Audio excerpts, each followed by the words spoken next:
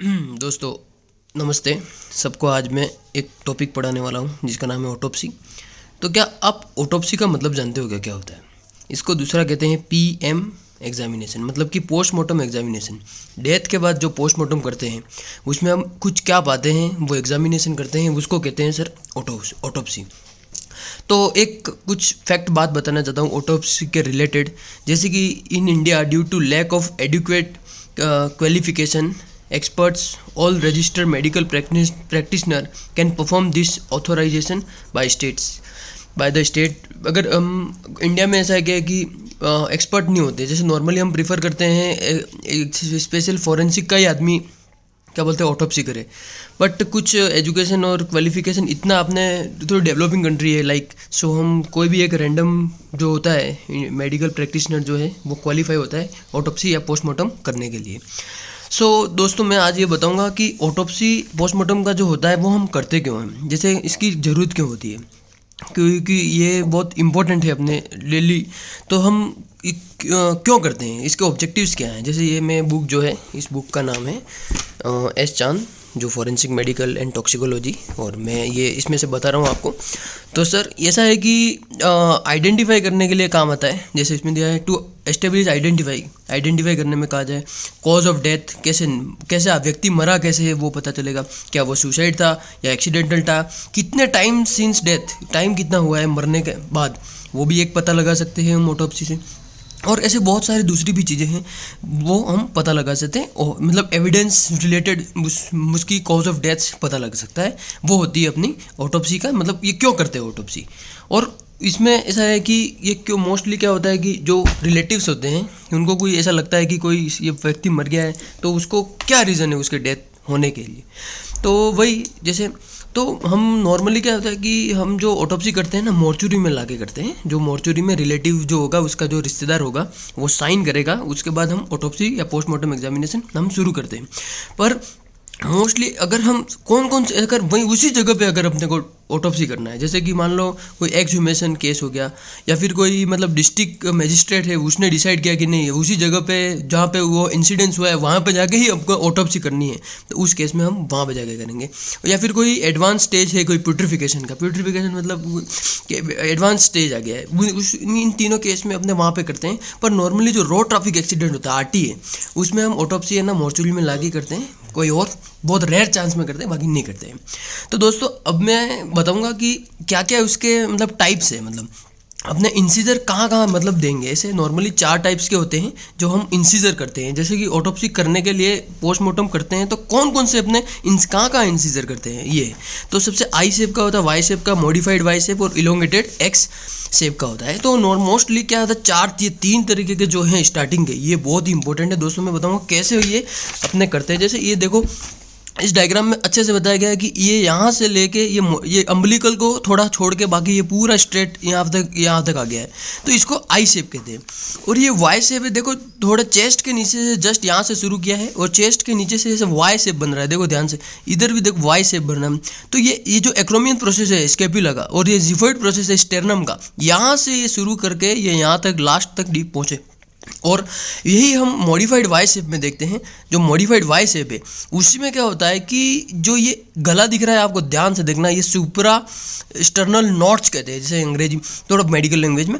तो जो ये जो ऊपर देखेंगे ना मेस्टोइड प्रोसेस है, जो यहाँ पे जो मेस्टोइड जो होता है कान के पीछे, तो मेस्टोइड से लगा के सुपरा स्टर्नल नॉट्स पे ये ऐसा वाई बनाया जिसको कहते हैं मॉडिफाइड वाई। थोड़े साइंटिस्ट होशियार हो गए और बहुत ही मॉडिफाई कर दिया टेक्निक को, और मॉडिफाई वाई से लेके फिर वही ये वाला कंटिन्यू, ये जो फर्स्ट वाला था आई शेप, तो सीधा यहाँ तक आ गए। और ये 3 तरीके की मेरे जो मोस्टली होते हैं। और जो चौथा इलोंगेटेड एक्स शेप जो helpful in reconstitution of event prior to death, ये हम कुछ इवेंट्स पता लगाने के लिए ये करते हैं, ज़्यादा ठीक है पर ये मोस्ट इम्पोर्टेंट इज 3 याद रखना। अब मैं दोस्तों आगे ही बढ़ूँगा इसी वीडियो में, तो कुछ टेक्निक्स बताऊँगा क्या क्या टेक्निक्स मतलब हम उसमें यूज़ होती है, जैसे ऑर्गन कैसे रिमूव करते हैं। तो हमारी किताब में जैसे दिया गया 4 तरीके की टेक्निक होती है। एक तो वीको का मतलब एक ऑर्गन करके हम उसको एक ऑर्गन निकालेंगे। देखो यहाँ पे 1 बाय 1 स्पाइनल कॉर्ड निकालेंगे, फिर बाद में इसका थोरैक्स पे पहुँचेंगे, फिर सर्वाइकल में पहुँचेंगे, फिर पेल्विस में जाएंगे, फिर एब्डोमेन, ऐसे एक एक स्टेप्स करके निकालेंगे, उसको कहते हैं विर्को। एक होता है रॉकी टेंस्काई, इसमें क्या होगा, इन सिटू इंसर्जन यूज़ होता है जैसे, ठीक है। और थर्ड नंबर गोन्स वाला टेक्निक यूज होता है, इसमें एन ब्लॉकिंग डिसेक्शन कहते हैं, जैसे cervical block, thoracic block, abdominal block, इन ब्लॉक को are taken out by simultaneously. और एक ये चौथी नंबर जो है ना, ये लेट्यूले टेक्निक जो होती है ना, इसमें क्या होता है कि हम all organ connected to the each other taken simultaneously, जो कनेक्टेड ऑर्गन है वो साइमल्टेनियसली निकालेंगे। इसमें टाइम बहुत कम होता है और इसमें to preserve the blood supply, तो ये इसमें टाइम कम लगता है। और ये वाली टेक्निक जो है ना, जो लेट्यूले, जो देखो इसमें भी मैं आपको बता देता हूँ, लेट्यूले जो टेक्निक है ये भी एक बहुत ही हेल्पफुल रहती है। मतलब ये टेक्निक में काफ़ी हम इजीली हम कोई भी चीज़ें कर सकते हैं। ये देखो ये इसमें एक लाइन भी दी गई है, जैसे कि less time to handle and thus require more experience to dissect. तो ये थोड़ा एक चीज़ इसका बेस्ट टेक्निक भी कहा गया है। देखो रूटीन, ये बेस्ट टेक्निक है लेट्यूलेस टेक्निक जो कहती है ना, जिसमें एक ये वर्ड बहुत इंपॉर्टेंट है, एन में से रिमूवल, मतलब कि हम all organ of a particular cavity remove intact as a mass, मतलब एक एक को साइमल्टेनियसली निकालेंगे टू प्रिजर्व ब्लड सप्लाई।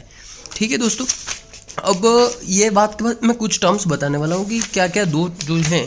एक तो होता है नेगेटिव ऑटोप्सी। इसका मतलब क्या होता है? नेगेटिव ऑटोप्सी मतलब cause of death unknown even after detail laboratory investigation. यार कोई ऐसी चीज़ हो जाती है कि अपने कॉज ऑफ जो डेथ है ना, मरने की जो वजह है, वो भले अपने बहुत सारी सब जांचें करवा दिए पर अपने को उसके कॉज ऑफ डेथ पता नहीं लगता है। और ऐसा जो होता है वो 5 से 8% जो ऑटोप्सी हम करते हैं, 5 से 8% उन केसेस में ये पाया जाता है। तो बहुत बड़ी चीज़ है यार ये, क्योंकि पता ही नहीं लगता है कि कितने डेथ हुए। इसका कुछ रीजंस भी बताया गया कि क्यों ये नेगेटिव ऑटोप्सी आती है। सो इनएडिक्वेट हिस्ट्री, कोई सही से हिस्ट्री नहीं ली हो, या फिर इनएडिक्वेट मतलब कोई भी ऐसा जैसे कि रॉन्ग लेबलिंग कर दिया हो, या कोई इनएडिक्वेट training of doctor and pathologist, भाई डॉक्टर को सही से ट्रेनिंग नहीं दी गई हो, उसकी वजह से हो सकता है। ऐसे 5 से 8% जो केस मिल रहे हैं ना, वो इसी की वजह से मिल रहे हैं। जैसे कि कोई मान लो रॉन्ग सैंपल ले लिया है और इनएडिक्वेट सैंपल प्रिजर्वेशन, वो सही से ध्यान नहीं रखा है उस सैंपल का, वो लेबोरेटरी एग्जामिनेशन किया, उसमें भी हिस्टोलॉजिकल एग्जामिनेशन किया, पर उसमें कोई भी मतलब जैसे अल्कोहल, ओपियम, ऐसी कोई पॉइजनिंग इनसफिशिएंट है, मतलब कुछ डायग्नोसिस के लिए जो चाहिए था वो इनसफिशिएंट था, जिसकी वजह से हमारा टेस्ट मतलब नेगेटिव, या कुछ सर्कमस्टेंस ऐसी स्थिति बन जाती है जीवन में जिससे हम नहीं पता लगा सकते दोस्तों। ठीक है सर, अब आगे बढ़ते हैं। तो एक और केस है जो ऑब्सक्योर, देखो ये लिखा है ऑब्सक्योर ऑटोप्सी। इसका मतलब क्या होता है कि no definite cause of death after an autopsy, further evaluation is needed. ठीक है, और आगे और मतलब जानकारी और करनी पड़ेगी, मतलब डेफिनेट कॉज ऑफ डेथ अभी भी इसमें भी पता नहीं लगी है, और आगे और जानकारी करनी पड़ेगी। और इसमें क्या है कि भाई आगे जानकारी करने की कैसे करेंगे, व्यक्ति को आगे कोई लेबोरेटरी जांच सही से मिला ही नहीं ऐसा। ठीक है सर, आज के लिए इतना ही, धन्यवाद। वीडियो पसंद आए तो लाइक करना, और आगे कुछ हो तो कमेंट करके मुझे बताना कि मैंने क्या चेंज करने चाहिए इस वीडियो में आगे। अभी तक के लिए धन्यवाद।